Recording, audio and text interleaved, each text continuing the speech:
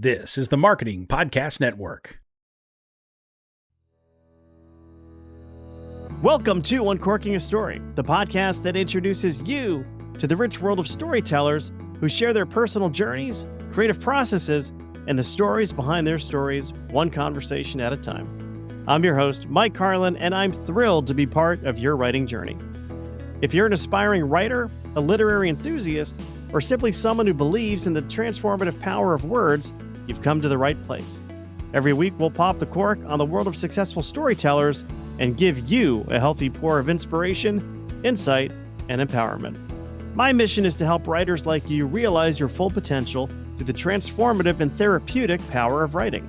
Whether you're just starting your literary voyage or looking to refine your craft, I'm here to provide you with the knowledge, inspiration, and encouragement you need to embark on your own storytelling adventure. So, are you ready to uncork your story and let your creativity flow? Uncorking a Story is about to begin. Sit back, relax, and let the transformative magic of storytelling whisk you away. Welcome to Uncorking a Story. Well, hey now, and welcome to another exciting episode of Uncorking a Story. I'm your host, Mike Carlin, and I'm thrilled to have you join me as we dive into the magical world of storytelling one more time. I want to remind you to please follow Uncorking a Story on all socials, including Instagram, Facebook, YouTube, and Twitter. You can find us at any of those places at Uncorking a Story. I'd love it in particular if you would subscribe to our YouTube channel, as it's been a great growth vehicle for the show, but also a fun way for me to interact with the audience. Of course, please rate, subscribe, and review Uncorking a Story wherever you get your podcasts. Okay, enough business out of the way. Today's guest is Ginger Pinholster. Ginger's first novel, City in a Forest, won a Gold Royal Palm Literary Award from the Florida Writers Association in 2020. She's a volunteer member of Florida's Volusia Turtle Patrol and a resident of Ponce Inlet near Daytona Beach. She joined me on Uncorking a Story to talk about her latest book, The Snakes of St. Augustine. I just love that title for so many reasons. And I also want to share with you, before we get into Ginger's interview, why I really wanted to have her on the show. And to do that, I need to go behind the scenes for a moment. The way most authors get on Uncorking a Story is that their publicists pitch me. Their publicists will pitch me, and if I find something interesting about the pitch, I welcome them on. And that's just the way it works. I don't necessarily deal with authors directly anymore. I really usually only work with people who have publicists, because I know that, if you've hired a publicist, or if your publishing company has put a publicist in charge of publicity, then there's probably something there. But that's how it works. And I just want to share what got me about Ginger's story. The first thing is the name of her book. It's called The Snakes of St. Augustine. And it's not like the real St. Augustine was into snakes, and it's not a book about his snakes. I have no idea if he was into snakes. I'm not into snakes. I'm like Indiana Jones when it comes to snakes. I want to steer clear of anything that slithers. But it's about the place in Florida, St. Augustine, that tourist destination. I also learned from her bio that she's into turtle conservation. You heard that when I read her introduction. Now, about halfway through this interview, I share just what those two things have in common in my life: snakes and turtle conservation. And when you hear it, you'll understand just why I needed to have Ginger on my show. Another thing I wanted to share about Ginger's story is how important her writing group is to her. And there's a misconception out there that writing a book is a solitary process. And of course, writing a book, does involve a lot of alone time, but it's not something that necessarily happens in a vacuum, especially with very successful authors. Ginger underscores the importance of collaborating with other authors who can challenge you, push you, and encourage you to write your best stuff. And I also love how Ginger found her writing group. So please listen for that story. It's a great one, and I hope it does inspire you.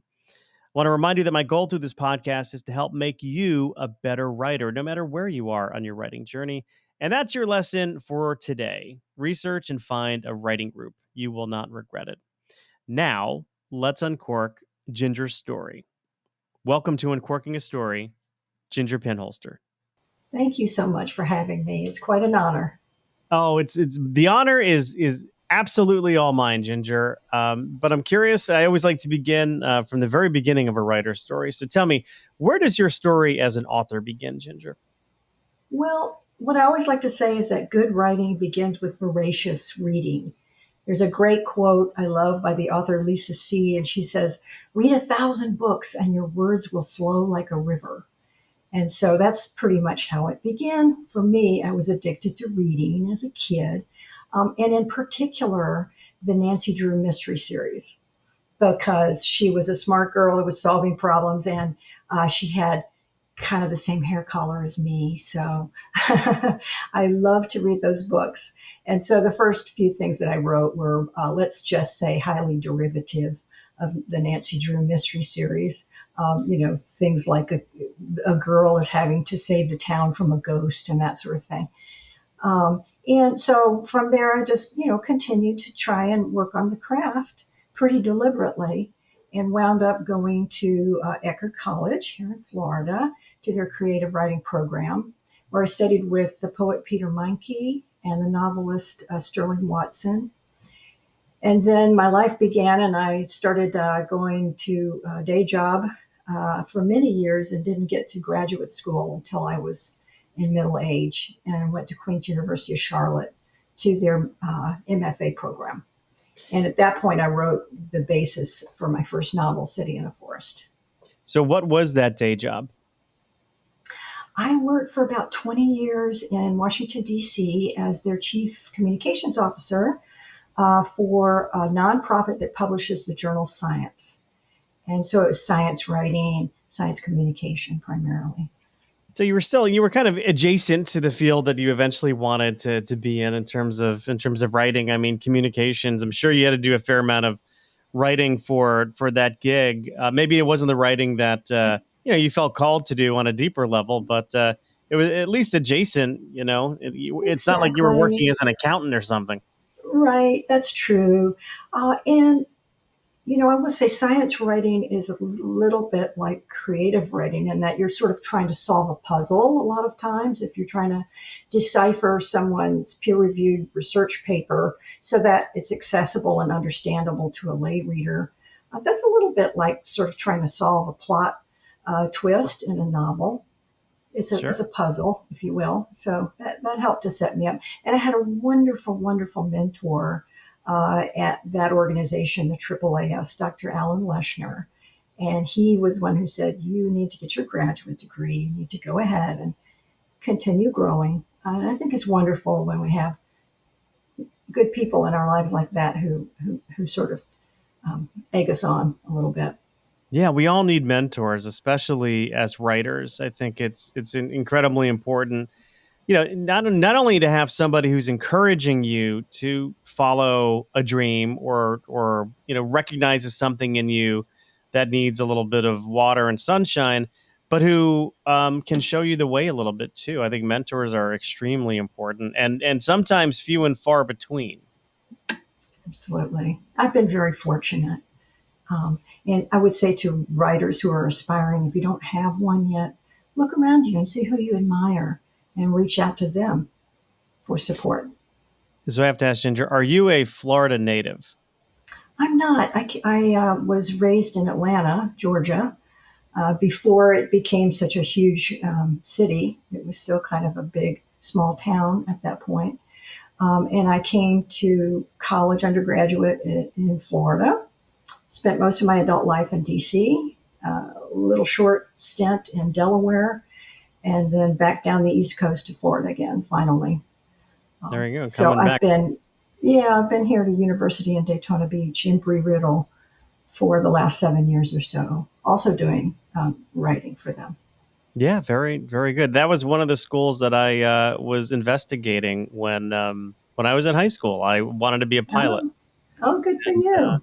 but I never went down that path. There's But still time, Michael. There's still time.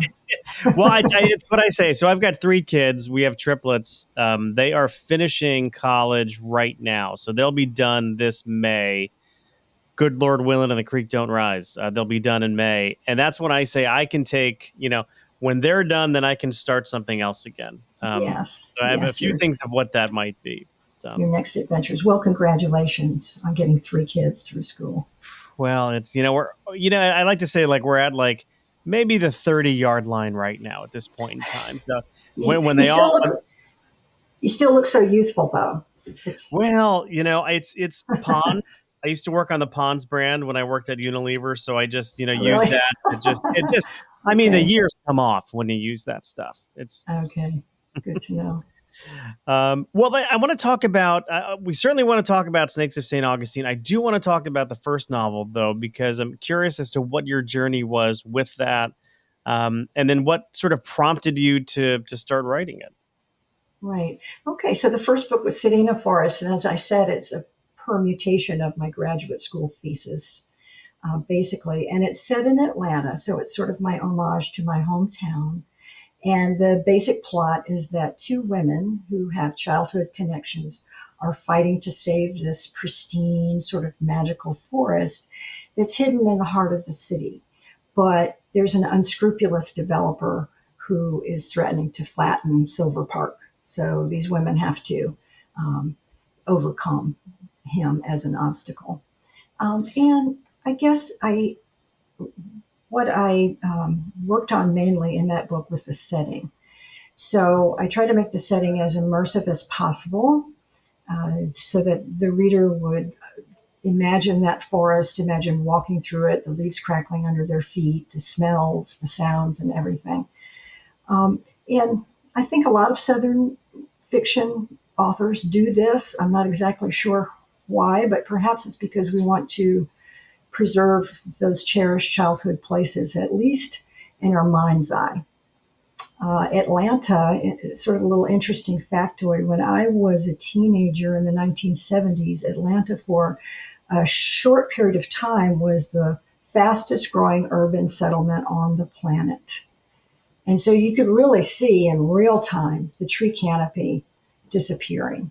And I think that's what subconsciously motivated this first book. What did you learn about yourself during the writing process of that first book? I know, usually with a first book, there's a steep learning curve, where you're kind of learning the craft of writing long form fiction, but there's also a lot you learn about yourself. And I'm curious if you could talk about actually both of those. Well, let's see. What did I learn about the craft? First of all, oh, wow. Where do I begin? I was working on the book for about 10 years. So every time I write a book, I'm now on my 3rd. I'm cutting the time required to complete it by half. So 10 years, 5 years, now I'm at 2.5. But I didn't understand the fundamental nature of story, which is rooted in conflict.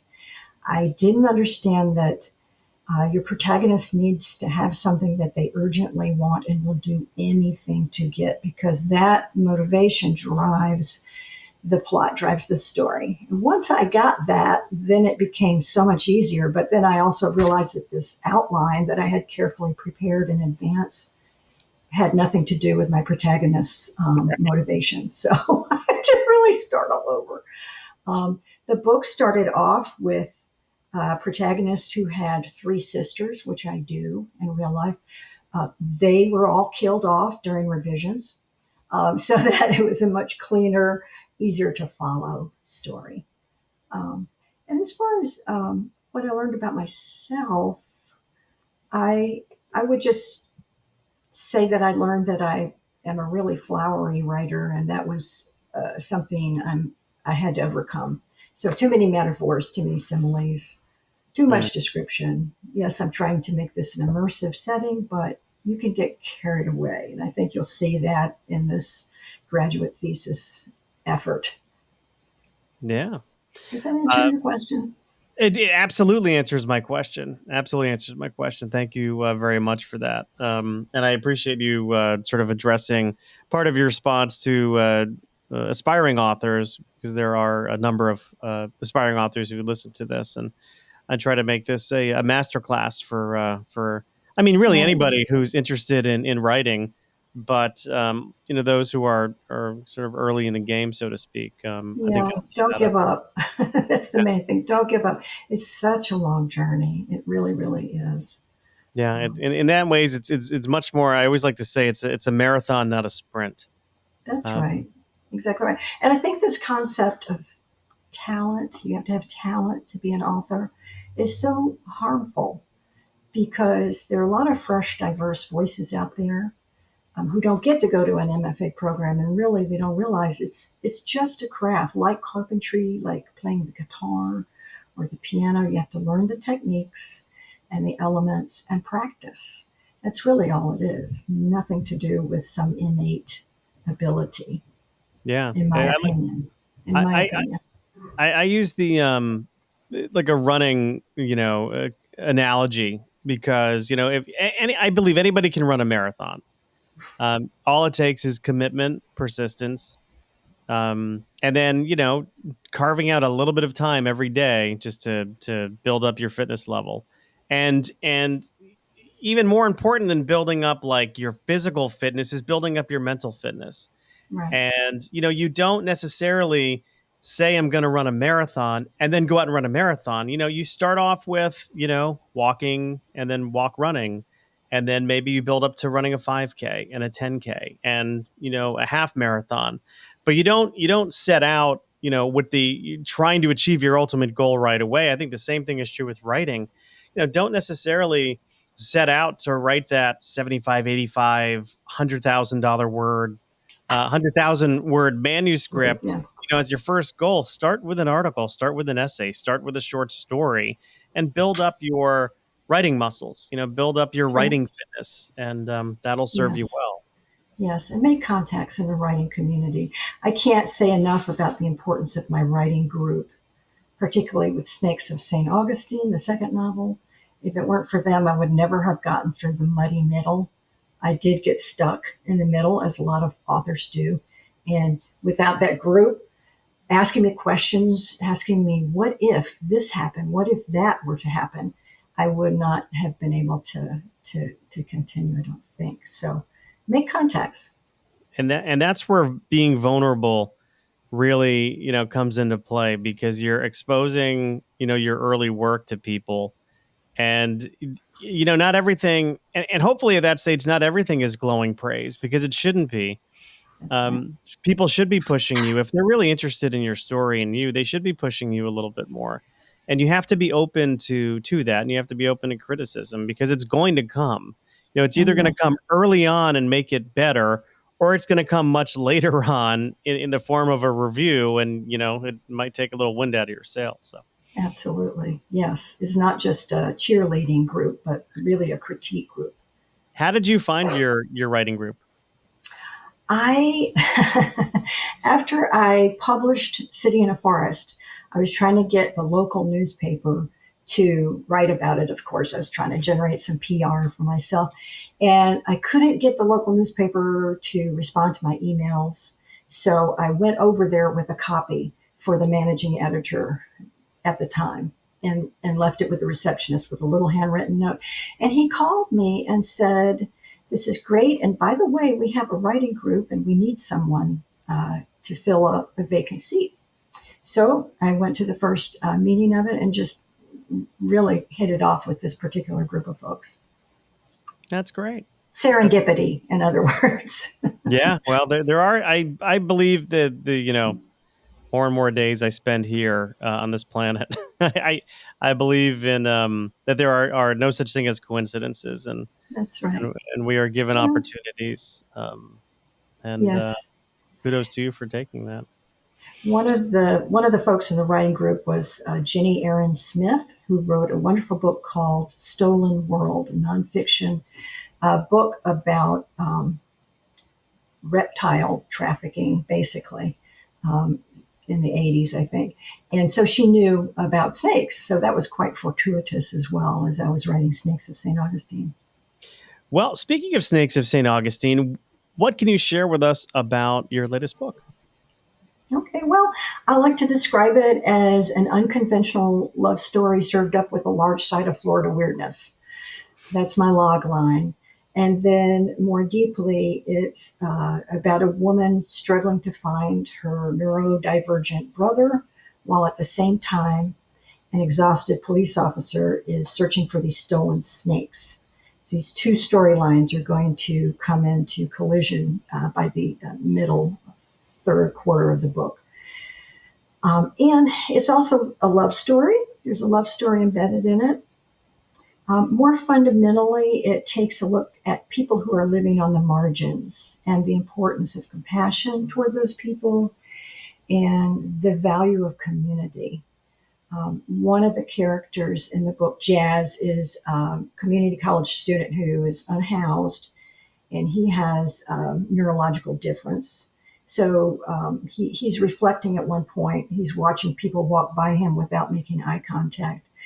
And he says that he feels like a homeless, potentially dangerous ghost, out of focus and wavy around the edges. And so he's describing, in other words, that sensation of invisibility that people can have when they are not part of the community, when they're living on the margins. So I'm hoping that people that read this book will take a fresh look at people like Jazz and consider, how similar we all are and that we're all worthy of inclusion. That's sort of the underlying theme, if you will. Yeah, no, that's great. And I hear you talking about snakes and Florida, and I do want to share something personal.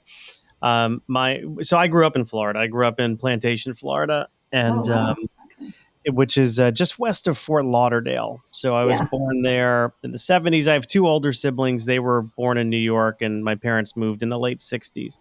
So my older brother, who passed away this summer, was very he was a fascinating guy. He had some interesting hobbies, let's say, and one of those hobbies was catching snakes in Florida.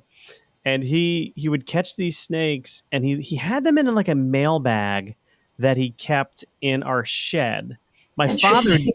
my father didn't know this. So my father goes in the shed to get some gardening tools or whatever, and he sees this mailbag, opens it, and then jumps 500 feet in the air because all these snakes are in there. But when I was reading, about you and about this book and Florida and snakes, I immediately went right to my brother.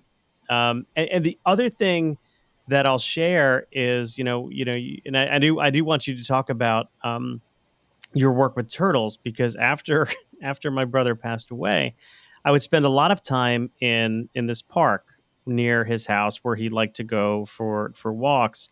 And there is a pond in this park where I would just kind of sit on a bench and just like think of him and talk to him and do weird stuff. And I noticed over time that there was a family of turtles that live in this pond. And I found myself going to this pond almost every day just to see the turtles. And, and they little skittish creatures, they don't Yeah. necessarily love Sliders. humans so much, but I call her Mama Turtle, this really, really big turtle. And one day I saw her swimming across the pond over towards my direction. And she just kind of was just hanging out there with me. Yeah. I was just Yeah. hanging out there with her. So Aw. when I'm reading, your background, and I see this about turtles and I see this about snakes, I immediately call my sister-in-law, my brother's wife, and I say, Carolyn, you're never going to believe this. I am talking to somebody this Friday who not only is involved with turtles, but she's got this thing with snakes. Book about Oh, snakes. I'm glad it resonated with you. I'm sorry for the loss of your Oh, brother. thank you very much. That's Yes, hard. It's very hard. And I lost my brother too, which is part of the basis of this book, of course. interesting. Interesting. So Yeah, how so did maybe he was trying to give you a message by sending the mama turtle over there to say hello to you. perhaps I do Yeah, believe in such things. I me do. too. Usually he comes as a hummingbird, but maybe that day he was a turtle. Hmm. Um, how did your brother's life and passing inform this book? Yeah. Well, as novelists, we write things and we don't really analyze them at the time. But then, when you're finished with the story, you can look at it and think, "Oh, okay, that's where that came from." I did lose my brother. It was quite a long time ago, though, 2004. He had a constellation of neurodivergent conditions. He had learning disabilities. I believe he was possibly on the spectrum. He couldn't communicate very well. He had anxiety and depression, and in the end, he had substance abuse issues. And he ended his life.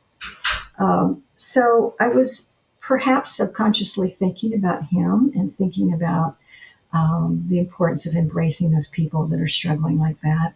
Um, and so that kind of underpins the character that I wrote in this book, Gethin, who's the brother of the protagonist. And he goes missing at the same time that these snakes are stolen. And there's a whole search for him that's part of the mystery in the book. Yeah. Thank you for sharing that. I'm sorry to hear about your brother and the struggles he had in life. Yeah. But beautiful thing also that you're able to take some inspiration from his life and those struggles, and honor him in some way. That's right. Um, That's exactly right. yeah, that's the magic of writing, isn't it? We have these Yes. platforms we can use to do some very good things with. Absolutely. Agreed. Well, so yeah, you asked me about turtles. I've been on Volusia Turtle Patrol here south of Daytona Beach for about 6 years now. And so I'm pretty hardcore into it, as my friends will tell you. And what we do is we get up at the crack of dawn, we jump in a truck or on an ATV, depending on the route, drive up and down looking for sea turtle tracks. When we find a nest, we stake it out with a protective barrier. We monitor every nest every morning. And then once the turtles emerge, we excavate it to assess reproductive success. And those data help conservation scientists develop better policies to further protect the species. How did you get involved fun. doing It's a ton of fun. I can imagine. I just love turtles. Yeah. I love herpetology in general, and I don't know why, Michael. I have a little snake called Lemony Stitches, a little ball python that has yellow stitching on its back, and a couple of little Florida box turtles as well. Yeah, I am one of those people who are afraid of snakes. Oh.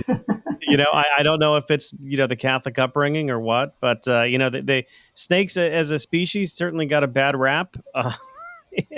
And, Yeah, no, that's totally natural. That fear is probably evolutionary, for yeah. sure. And the title of this book, Snakes of St. Augustine, is a metaphor because we fear snakes because we misunderstand them frequently.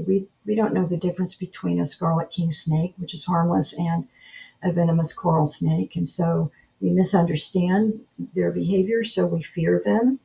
And we might be so fearful we attack all of them or run away. And in the same way, people who have differences may have behaviors that we don't understand immediately. So we may feel fear or have different reactions to them. But Yeah. the little factoid I always point to is that there are at least 44 native species of snakes in Florida, and only 6 of them are actually venomous. So usually there's not danger. Yeah. Yeah, And it's the same way for people with neurodiversity. We hear about really scary things in the media that happen, the rare events that happen. But the vast majority of people with these conditions are no threat to other people. And in fact, statistically, they're about 3 times more likely to suffer violent crime than the general population because people have a variety of responses to them. For instance, someone speaking in a poetry kind of way, making odd associations. Somebody might think they're funny, or they might think, you're trying to punk me, and that makes them mad. Or they might be afraid, thinking, this person may be a danger to me. So that's the connection. That's the underlying metaphor in this book. Yeah, no, it's beautiful. And I have to say, I do hear the title "Snakes of St. Augustine," and yeah, I don't necessarily go to actually snakes. I think of Bad obnoxious. guys. Well, I think of obnoxious tourists and maybe some land developers or something like that. Oh, yeah. Well, St. But Augustine. that's my Right. inner Carl Hyacin speaking, I think. Yeah, right. You I know you live in Florida now. You spent a fair amount of time there. Talk to me about being a Floridian and writing about Florida, because it's a place that I certainly, set a lot of stories in as well. I love Florida. It is, again, my home state, and I definitely see the wackiness. Don't get me wrong. But I have I get off the plane at Fort Lauderdale Airport and I immediately feel at home. So I'm curious as to what being a Floridian means to you. Yeah. Well, there's so much fodder for fiction, isn't there? And you as an author know that too. I mean, where else? I mean, you hear all the Florida man stories, right? The guy that's trying to hold up a liquor store with a baby alligator, or um, things like that. Flamingos suddenly appearing in North Florida, an alligator walking in the surf of the ocean in Ormond Beach, a colony of monkeys in Silver Park that's real. And they'll jump over your boat across the river. So there's so many strange, odd things associated with the natural world here, that it really does stimulate the imagination. And so part of my writing process is that if I'm sitting at the computer and I'm feeling restless, I'll jump on my bike with my little notepad and a pen, go down to the Ponce Inlet Lighthouse Park, where there is a neat uh, overlook tower that's above the marshes and the inlet. And you can see all kinds of birds and raccoons and turtles. And so if there are no kids up there being juvenile delinquents at the time, then I'll sit up there and write a whole scene out longhand, because I'm immersed in that environment. So I'm really enriched by it as I'm writing. And I did try and use two types of Florida settings in this book: the old Florida, sort of a dense saw palmetto jungles, and what I call the Disney Florida, the tourism economy, um, arcades, and amusements, and that sort of thing. Both of those I encounter every single day in my life here. So, and it's such an odd dichotomy, isn't it? Yeah, absolutely. But they need each other, though. I mean, They do, I guess. you definitely need the tourists, because there's a reason why Florida has no state income tax. That's right. That's I think right. And that's a big thing to do with it. well, and it's interesting. The reason that we can drive on the beach in Daytona Beach is because you have a turtle patrol and a marine science center here for turtle rehabilitation. So at some point there was a federal lawsuit, and Volusia County said, "Hold on, we can protect the turtles and do this tourism thing at the same time. We're gonna send the turtle patrol out every single morning." So they're connected inextricably for sure. Yeah, very good. Well, Ginger, one of the ways I also like to get to know my guests is to ask them a couple of questions about pop culture. Now, don't get nervous. This is not, there's no right or wrong here. But I'm curious, when you were growing up, what were some of your favorite things to watch on TV? Well, I talked about reading the Nancy Drew mystery series, and I was quite the addict there. Um, I'm old enough, Michael. One of my first experiences with TV was my mom waking me up to watch that first step on the moon in 1969. I was 9 years old at that time. Mm. And it was a black and white TV with, rabbit ears with tinfoil on the top and so on. But I guess when I was a little bit older, Dark Shadows, remember that? Oh, I absolutely remember that. Yeah. Scary, so scary, Quentin and all of that. Um, and I think there's some unfortunate forays onto the Brady Bunch series and things like that. I have to say the Brady Bunch, when I ask authors this question, does come up quite a bit. There's a couple of usual suspects. Brady Yeah. Bunch is usually there. And I'm trying to understand it, because my wife is like a Brady Bunch savant. Like, she knows the ins and outs of the Brady Bunch. And I wonder if it's just like this like blended family, and it's like all the different personalities, and this almost idyllic life where the biggest thing you got to worry about is breaking a lamp in the house because you were playing ball. Or I'm trying to Yeah. pinpoint it, because I never loved the Brady Bunch. Like, it wasn't like necessarily my favorite show. Now, if you had said Gilligan's Island, we could have a long discussion about that. But Yeah. what's Well, your take on so the Brady Bunch? for me, I guess the deeper answer would be that period of time was after the era when couples stayed together no matter what. So we were in an era where a lot of us came from families where the parents had divorced. And in this case, the family had somehow still made that a loving outcome. That's the deeper answer. For me, the other answer is come on, Greg was hot. Let's be honest. So we had to tune in. Well, I'm sure Barry Williams, if you're listening, his ears are, or if he's not listening, his ears are ringing. That's for Yeah, sure. there you go. What about music? What'd you like listening to? I was not just a fan of Joni Mitchell, but I followed her around to different concerts and knew how to play all of her songs and all the lyrics to all of her songs. So, it was just a sort of melancholy teen girl kind of thing. That's what I did. Um, what else? The Allman Brothers were big where I grew up, of course. And you'd occasionally see them around town or at a picnic. So, a lot of that.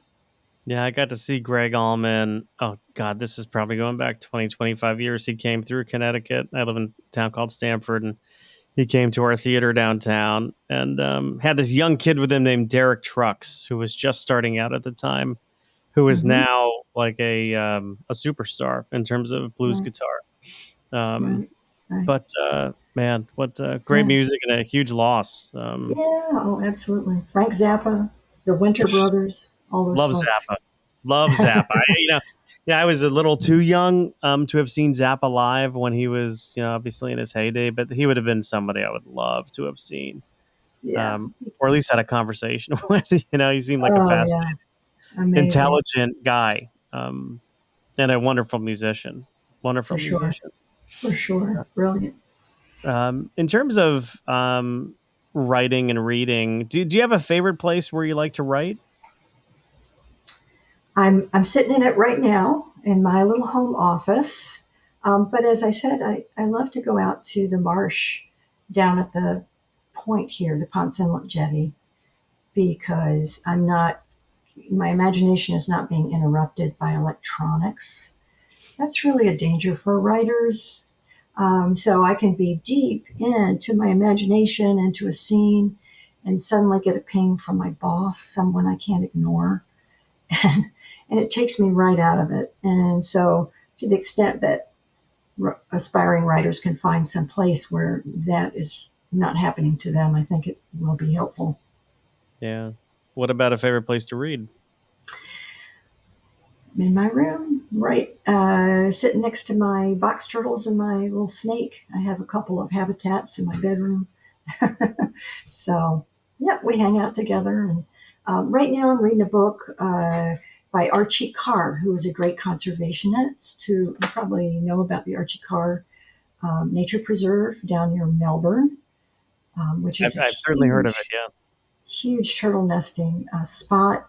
And so Archie Carr wrote this book called The Windward Road, which is kind of analogous to Rachel Carson's The Silent Spring. And so I finally got around to ordering that book, and I'm about 40 pages into it now. Really enjoying it. Very cool. And the last question is always the hardest for some people, maybe not you, Ginger, but if you could write a letter to your younger self, what would you tell the younger Ginger? What kind of words of advice would you give your younger self if you had the ability to do so? You can make me choke up now, Michael. It's like the Oprah show. I would say that you can do it. I really struggled with a profound lack of self confidence. And I believed that harmful myth that you have to have some magical talent. I had a teacher at one point who dismissed my writing as not serious because he said serious fiction is about men going to war and men getting in battles with other men. He believed this. And I thought, oh, my stories about human relationships are meaningless. And so I would tell myself that you have value and you can do this and you can learn the skills you need to know in order to complete a novel, because anybody can. What a jerky comment for somebody to make to you. It was back in the day, back in the day. Still, look, I think about that. I'm like, would he have said that to Charles Dickens when he was when he was preparing A Christmas Carol? Are there men going to war in that, Well, just male protagonists. I think that's what he had in his mind, is important books, serious literature. Well, and I was writing about, families and love stories and things like that. No, just unimportant things like that. Families. Right. Life. Yeah. So, well, I've really enjoyed chatting with you. Likewise, Ginger. I would just love to give you the opportunity to let the audience know how they can connect with you. So do you have a website or any social media handles you can share? Yes, I'm all over Google. All you need to do is Google my name. I have a website. It's just gingerpinholster.com. I have a TikTok, which is Parker by the Sea. I have an Instagram, which is gingepin, and various other platforms that folks can find pretty easily. I will put all of those links in our show notes, as well as links to where they can buy the book, which of course is Snakes of St. Augustine. So Ginger Pinholster, thank you for stopping by Uncorking a Story and letting me uncork yours. Thank you so much, Michael. I enjoyed it.